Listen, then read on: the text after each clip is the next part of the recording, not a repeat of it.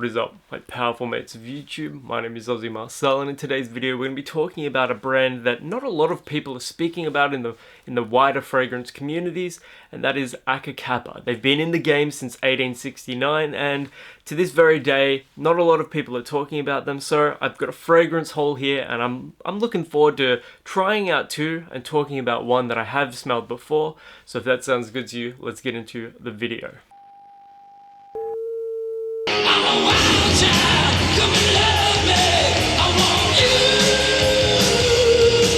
Die Verbrennung der Now, I've got three fragrances here, and I picked them all up at a really good price. From what I can see online, the general price for these Acca Kappa scents is actually quite high, so I've got them at a good price here. I've got Acca Kappa Ode, and I got this for $70.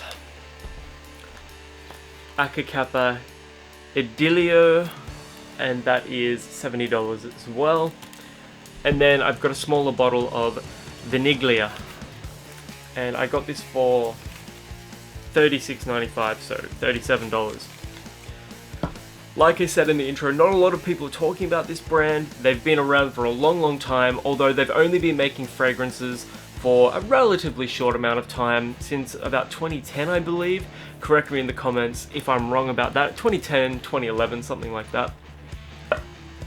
And yeah, I've smelt this one before. This is Ode. It is an oud based scent, and I've only worn it twice, but the other two are new and sealed. I haven't smelt them before. So let's try Ode on a tester strip here. Overall presentation, I'm going to remove the cellophane from this. Presentation is pretty classy, I've got to say. I love the embossing on the packaging here.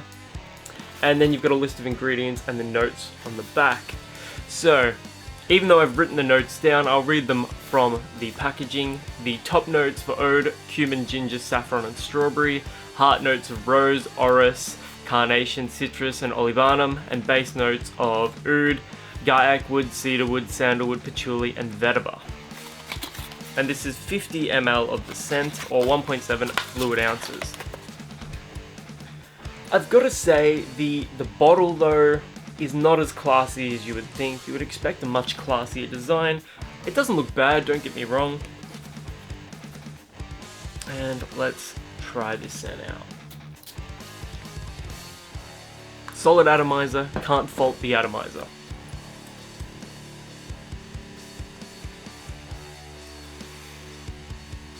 This is a luxurious fragrance, very classy, and I must make a note that all of these fragrances are unisex, so it doesn't matter if you're a man or a woman, you can wear these scents without a problem.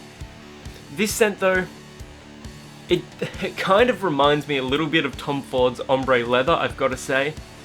Leather isn't a listed note, but the way that the note of oud can present itself sometimes does to my nose come across as a little leatherish when it's used a little more subtly and with a little more nuance.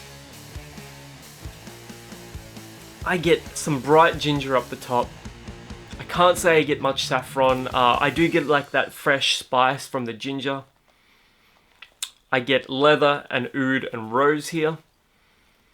Now, performance on the skin is only about 8 hours, which is pretty decent, but on clothes it is beast mode on clothes. I've got like a camel colored overcoat that I wear. I love wearing it when I want to dress up for the bar a little bit, and my camel overcoat still smells like Ode by Acca Kappa, and it's been weeks since I sprayed it on there. And even though I've sprayed other fragrances on there since then, they've died off and Ode is still on it. And so if you're gonna wear this one, wear it a little on your skin so you get that really good projection, but put it on your clothes. That's the cheat mode for Ode by Acca Kappa. Yeah, I love the way this one smells. I'm gonna have to get another bottle because it's very classy. The rose isn't so overpowering, but it does lend a tiny bit of floral sweetness. The oud in this is presented in a leatherish, classy, sophisticated way. It doesn't smell disgusting. You know, some oud fragrances, they really let you know that you're wearing an oud fragrance. This is a safe oud scent for somebody that doesn't usually wear ouds. And so I've got to say, for the price that I paid, it is an exceptional buy, very classy. And yeah, the leather quality of this one, combined with that fresh, sparkly ginger, and then a touch of that rose, it is, yeah, it smells kind of, to my nose, a little bit Tom Ford's ombre leather, a little bit Tom Ford's Tuscan leather. It's almost like a raspberry-ish quality to this one. Check this one out, it's phenomenal.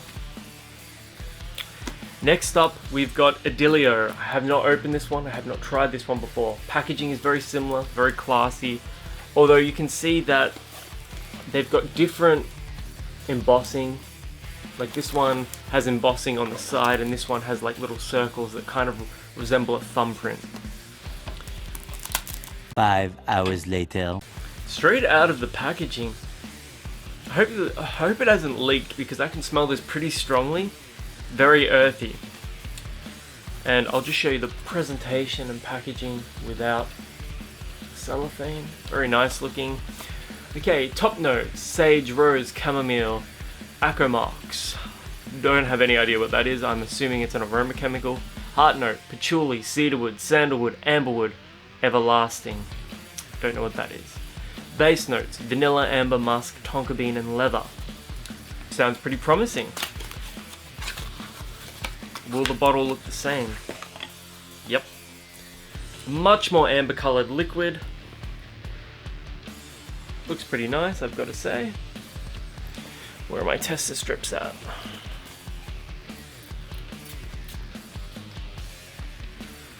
Solid atomizer again.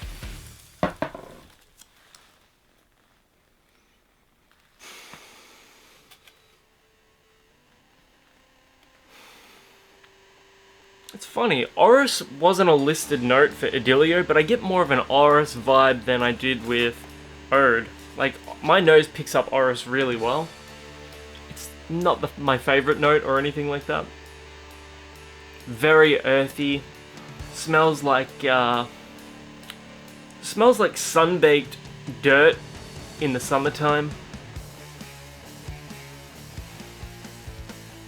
I get patchouli, I get sandalwood. It sort of smells like an apothecary. No, not an apothecary. What word am I looking at? It smells like an aromatherapy shop, not apothecary. This isn't medieval England. Very earthy, extremely earthy. It's not very bright. It's not very vibrant. I get a little bit of musk sticks. I get a little bit of musk incense. I get Orris, even though it's not listed. I get patchouli, sandalwood, and perhaps a bit of tonka bean. And there's a little amber Fords as well. This is going to be a harder pill to swallow than the Oud fragrance was. This is one of those fragrances that I reckon the type of person that wants to wear a fragrance like this, they're going to absolutely fawn over and die for a scent like this. I think it smells interesting. I think it smells unique.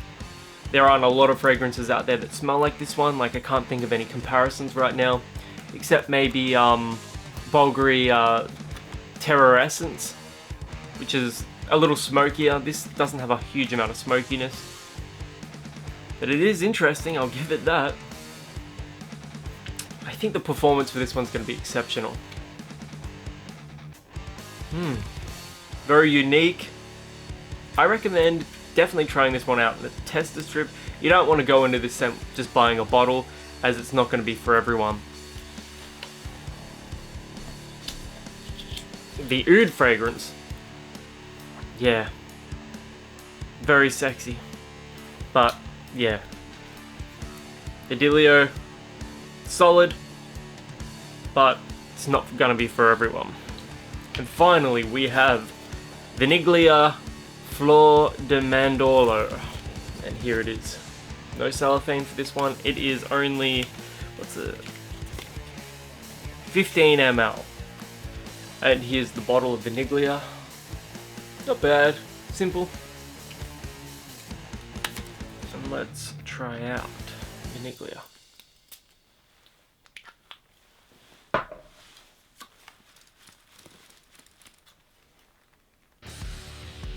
vanilla, straight away vanilla. And here are some of the listed notes that I wrote down. Bergamot, jasmine, vanilla, tonka bean, and musk. This is easily the most feminine leaning of the fragrances that I've covered today.